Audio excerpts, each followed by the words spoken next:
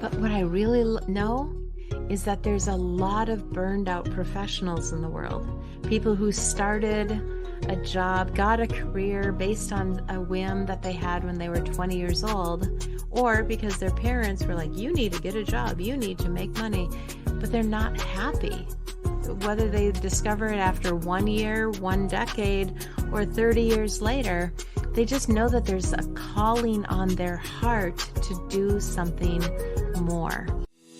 Welcome to Beyond the Business Plan. I'm LeAnn Lyon, your guide on this journey to success. We will explore the inspiring stories of visionary leaders and groundbreaking entrepreneurs and unveil the tools and strategies that can empower you to manage your business from anywhere in the world. Join me, LeAnn, as we learn, laugh, and take the leap towards unleashing your joyful business journey. And let's make it happen now. Have you ever wondered what makes some people and businesses unforgettable, even if they're just starting out? If you've ever felt overwhelmed by the idea of building your brand or worried that you have to become someone you're not alone. Business thrives on authenticity. And today we're going to break down what a brand really is, why it matters for your journey, and how you can start building your brand authentically right where you are and with what you already have. Hi, I'm LeAnn Lyon, your Chief Joy Officer. Welcome to Beyond the Business Plan. If you are a regular listener, you know that the show is often about the inspiring stories of entrepreneurs who are building their dreams. And I love doing those episodes because I love diving into the why behind people. Last week, you heard from Kat Schwartz and Mary Wagstaff, each with their own unique stories about often, but not always, their joyful journeys as entrepreneurs. I'll tell you what, these solo shows, they're a little harder for me. But I love to spend some one-on-one time with you as well, just diving into the deep strategies and truths that every entrepreneur needs. Think of these as a special mini-series woven in through our season. And as time goes by, I'll probably get a little better at them. But hey, let's give this a shot.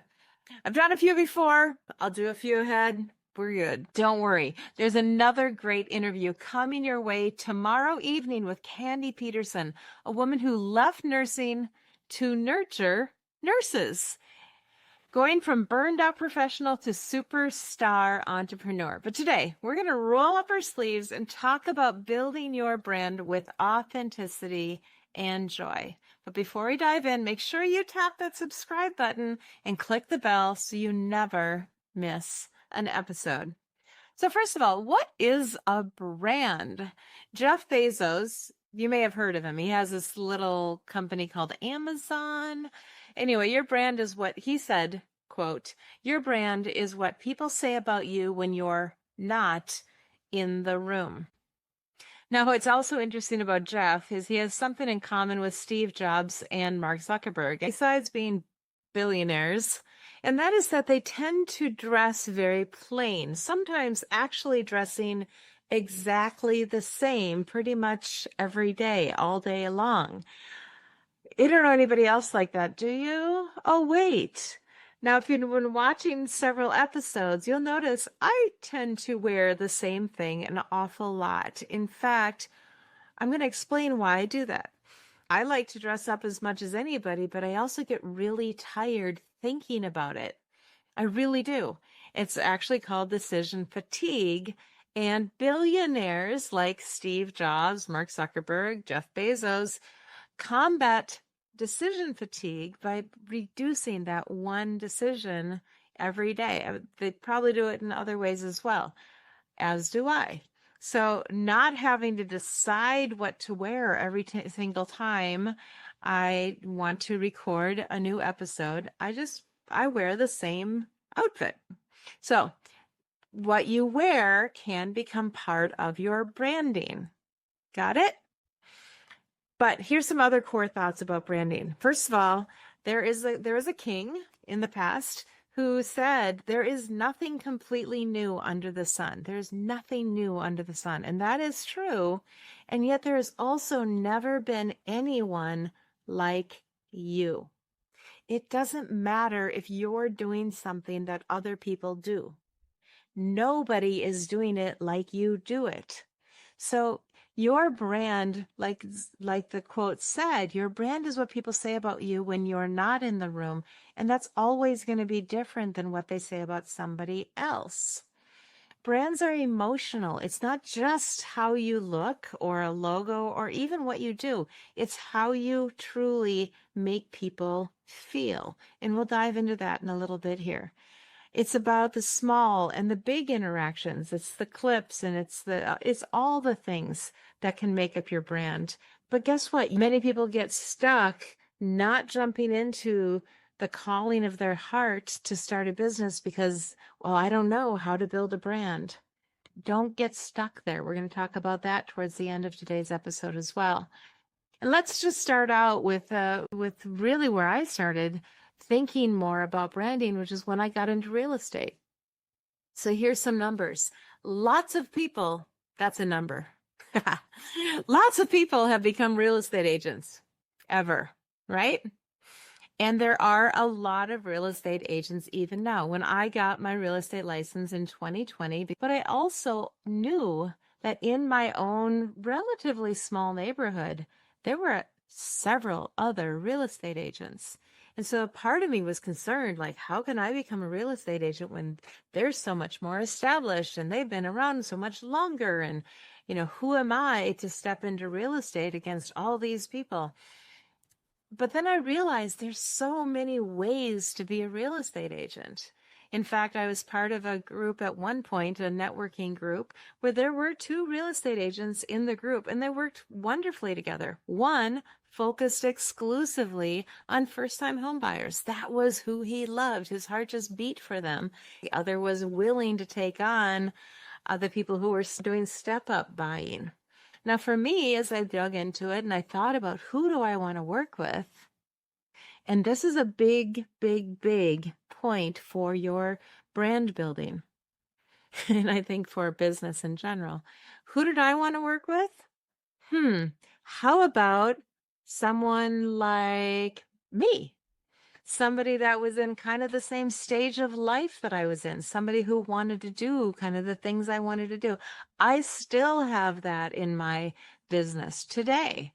I want to work with entrepreneurs who want to work anywhere in the world, who want to step out of being a burned out professional and step into entrepreneurship and do it their way. I want people to find their way. I'm not looking for clones at all. So back to real estate, though, I wanted to work with people who were maybe empty nesting, because that's the stage I was at in 2020. Both of my daughters had graduated from high school. We were looking forward towards what are we going to do next? We don't need this big house. We don't need this number of rooms, theoretically. And so what we're going to do next. So when I put together my own website, not relying just on the broker website, because the broker website, let's be fair, and this is true for most brokers, there's a little tiny picture of me here and a whole big thing about the brand of the broker. But the average person cares about the broker about 5%. About 5% of people will pick an agent because of the broker. 95% of people are picking the agent because of the agent.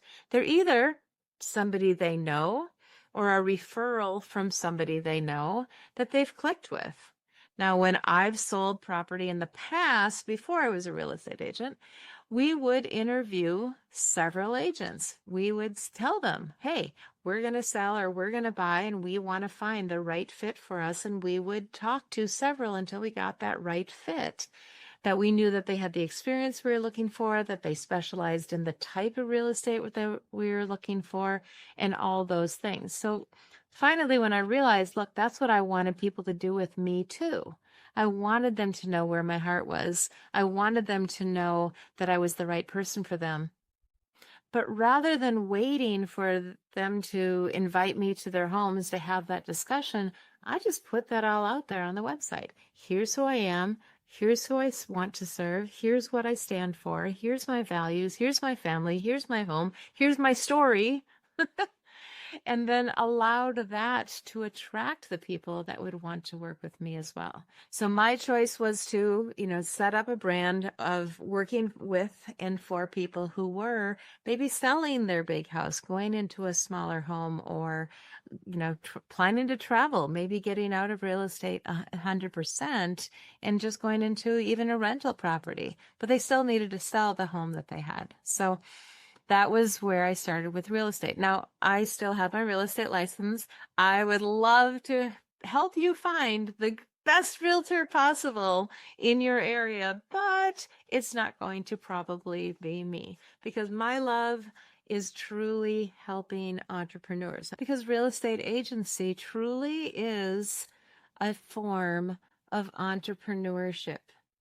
You really don't work for the broker. It's not a W-2 position. If you're getting a 1099, you are an entrepreneur.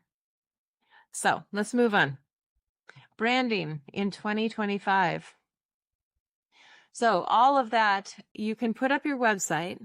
You can know who you are. You can know who you want to serve, and that all matters, and you'll figure it out over time. But your brand is going to change as you evolve in your business. But the number one thing you have to do is you have to let people know you're in business, and that usually means social media, the whole digital landscape, and that does include the websites. But building an online brand matters. So how do you do that? Well, I kind of already dug into this. Share your story. Authenticity cuts through the noise and helps to build those lasting connections. Be who you are. If you're not a three-piece suit kind of person, don't show up in three-piece suits. If you're going to be the person that shows up in the ripped jeans and the t-shirt, then be that way up front, so you don't shock people when you show up that way, not, when you meet with them. Share your why. Be imperfect. Be willing to be imperfect. My why, is so big, and I've shared it before, and I actually have it planned. I'll share it a little bit again later, but, be who you are. Who are you? What are your values? Maybe take some time, grab out a journal, write these questions out and write down the answers. What are your values? What do you hate? What do you love? By the way, these are also great questions for figuring out what you want to do as an entrepreneur. Sometimes these questions will actually drive you that direction. So, if dive into some tests. There's lots and lots of tests you can take out there to get to know your personality.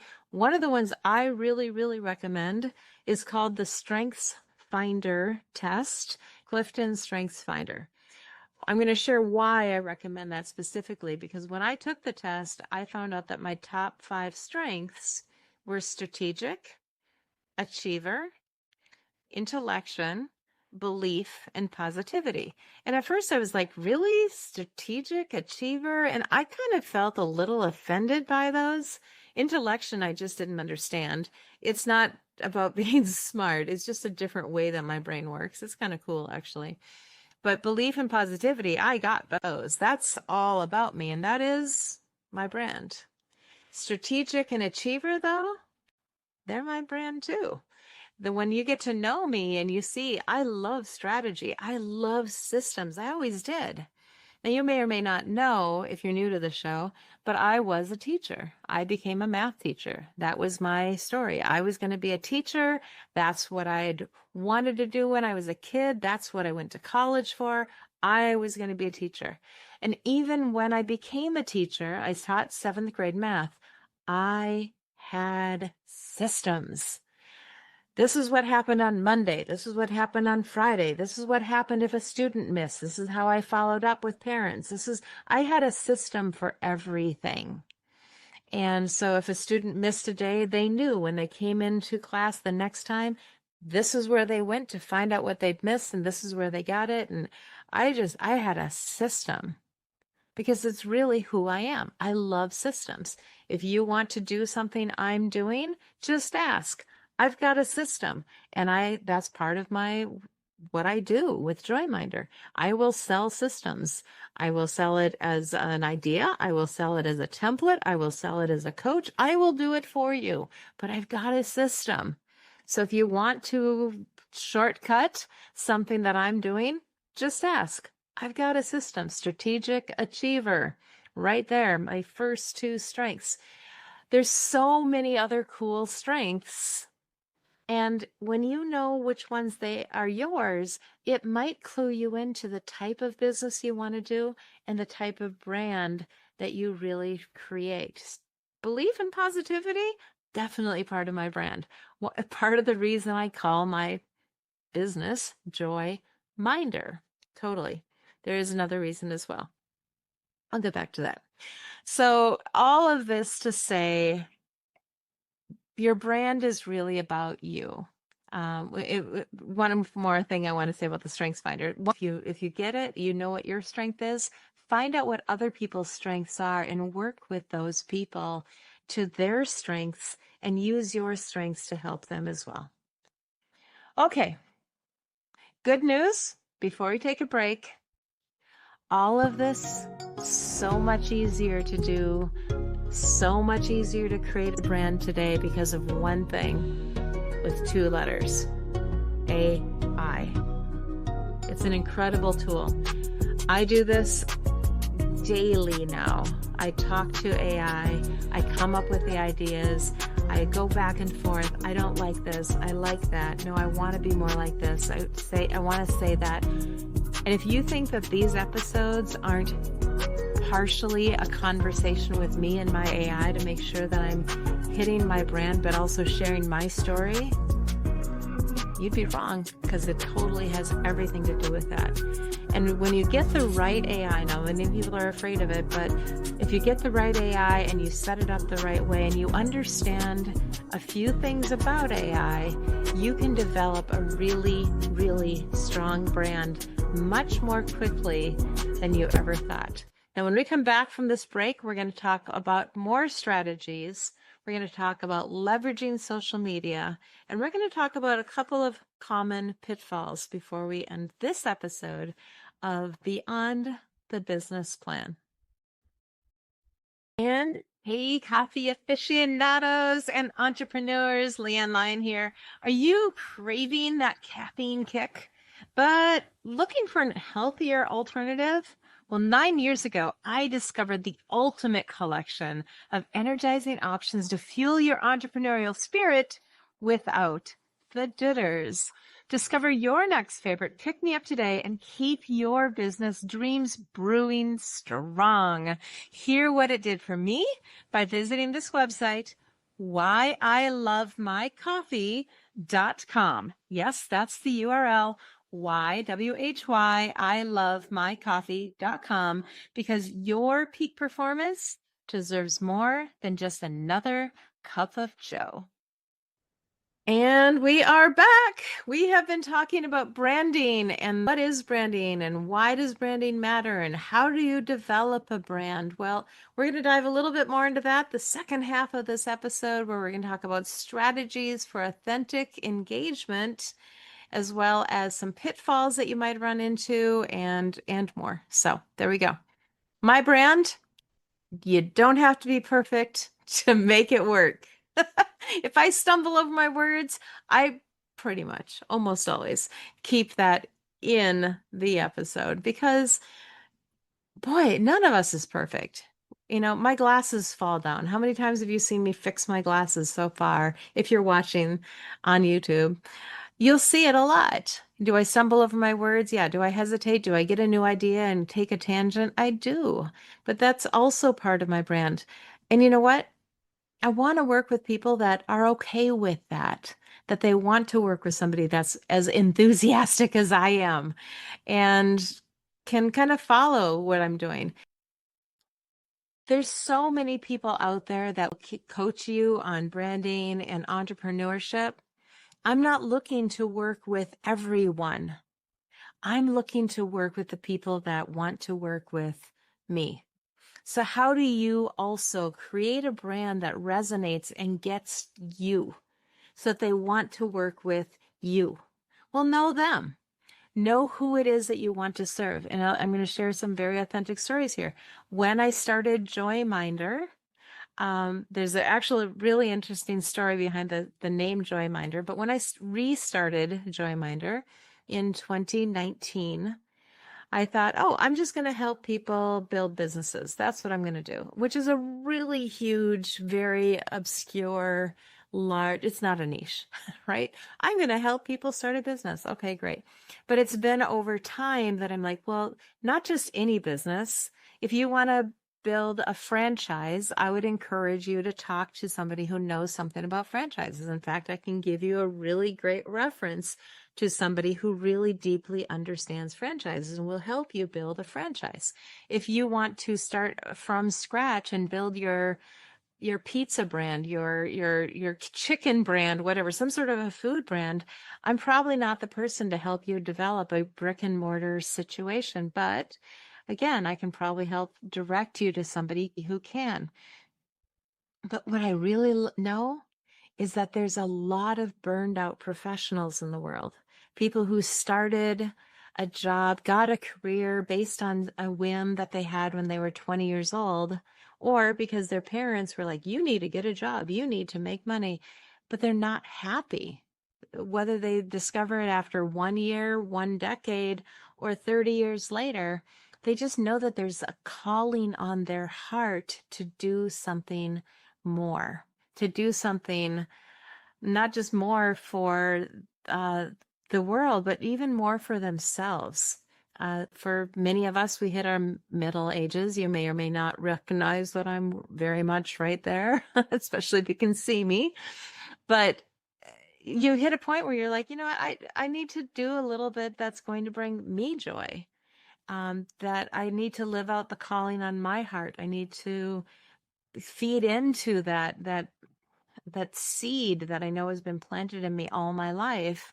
You know, why was I good at sales? Why did I like to teach? I'm still teaching, am I not? So who I've really been called to work with are those burned out professionals who have that deep desire to start a business. And even more specifically, want a business that will give them some time freedom and some maybe space freedom to do their business from wherever they happen to be. That's the type of business that I'm creating. My business, we have full intentions of growing while we do an 8,000-mile boat trip. So yeah, my background's going to change someday. It's going to be on a boat. Maybe my clothing will change a little bit when I go nautical, okay? But for now, here we are. I'm still in a home. I'm in Minnesota, and this is where I'm starting my brand, but it'll evolve, and brands do evolve. But I still know who it is that I want to serve. I want to serve those people that, you know, have a little bit of life behind them, have a little bit of business experience behind them because they've been a W-2 employee at least. Maybe they are a 1099. Maybe you've had a side hustle going for a while, but you're ready to take that step towards making it a bigger part of your life. But you also maybe don't want it to take over your life, because that's a big risk with entrepreneurship. You can get so invested in it that pretty much everything falls apart. I know I listened to Mel Robbins on one of her podcasts recently, and she realized that she hadn't gotten invited to an event by people that she thought were really good, close friends of hers. And at first she was kind of offended. And she said, then I realized I hadn't talked to most of these people in years because she was so busy building her business. And so basically they were like, she's not that interested in us, so we're not going to keep reaching out to. So if that's not how you want to be in your business, well, I don't either. When we travel on our 8,000-mile journey, I don't want to end the journey saying, I wonder what Jack saw. That's my husband. I wonder what he saw while we were doing all this. I want to be very present. I want to enjoy the travel. and we'll pull over and stay someplace for a couple of days to do the work, to do the business. But we also want to pull over and explore the little river towns or the oceanfront towns that we'll be going by. We want to dive into some of those communities and try the different food and just live the life of traveling like that. So if that's something you want to do, then maybe I'm the right person to help you with that. If you want to, like I say, start a pizzeria, or let me introduce you to somebody else. So be consistent in your messaging. Be consistent in what you say you want to do and who you want to serve. And, keep distractions to a minimum. This goes right back to the beginning. If for some reason you got to the middle of this episode, talking about, reduce your decision fatigue. Wear the same clothes all the time if that's what serves you. Now, I do go get my nails done, and I love having my nails done. And that is, for me, a luxury. And it goes back to some of my story of when I learned that I could be an outside sales rep and have more freedom and actually get my nails done in the middle of the day. That, for me, was an absolute luxury. And that was something I wanted to have, a life where I could decide to go get my nails done in the middle of the day. And so, there's real parts to all of this, and just be really authentic, but be very intentional as well. And when you find your real tribe of people that you can count on, that want to work with you because you're like them or they're like you, or at least close enough to make it work, you're going to find that tribe, and those people are going to work with you and stick with you. And it ends up making the tough times not quite so hard. So definitely define what you do and do not do. I recently put together a website.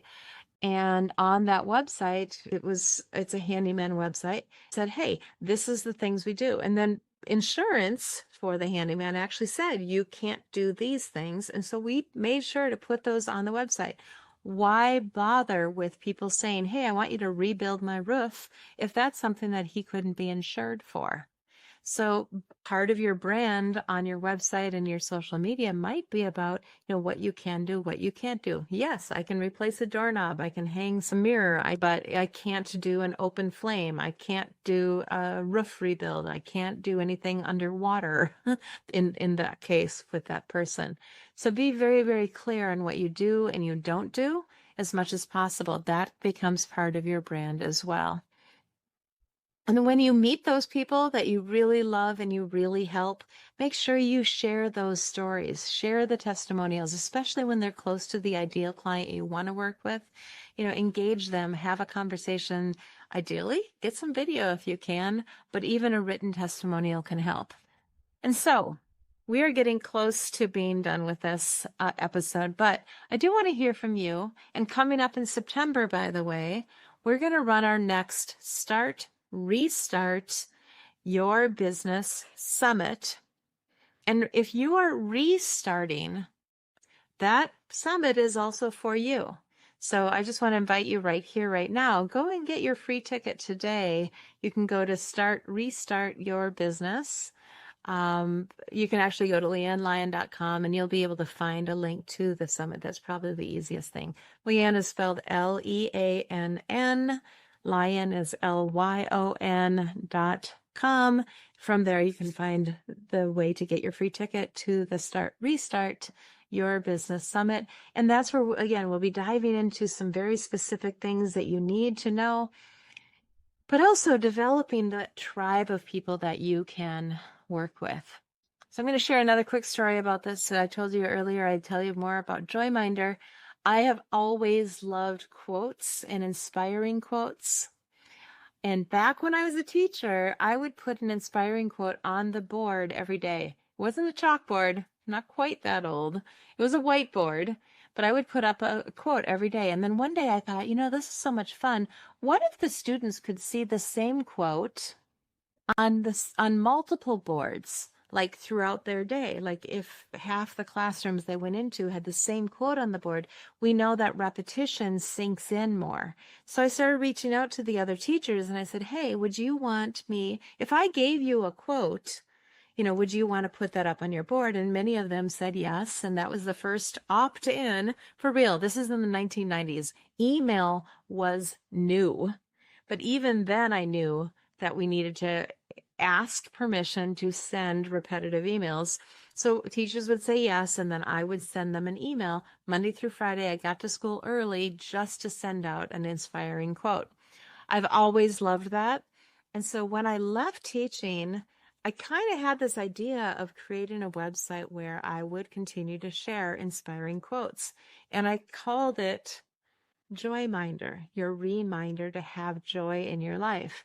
Well, what I imagined in my head and what we could do with websites at that time didn't really match. And then I got really busy with toddlers.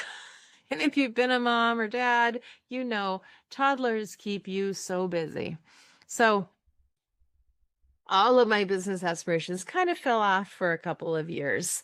And then fast forward to 2019, and my kids are now, graduated from high school. That's when I rediscovered the name Joyminder, and it was still available. So that's really the history of the name Joyminder. But also, it still is about the reminder to have joy. And that's still who I want to serve. People who want to start a business, that want the joy part of business without as much of the struggle. Hey, entrepreneurship's going to be a struggle. There's going to be ups and there's going to be downs. That's what this whole Beyond the Business Plan is all about, is sharing those stories of true entrepreneurs, but all the nuggets that they've gained and want to share with you along the way as well. As we wrap up, yes, leveraging social media is a big part of your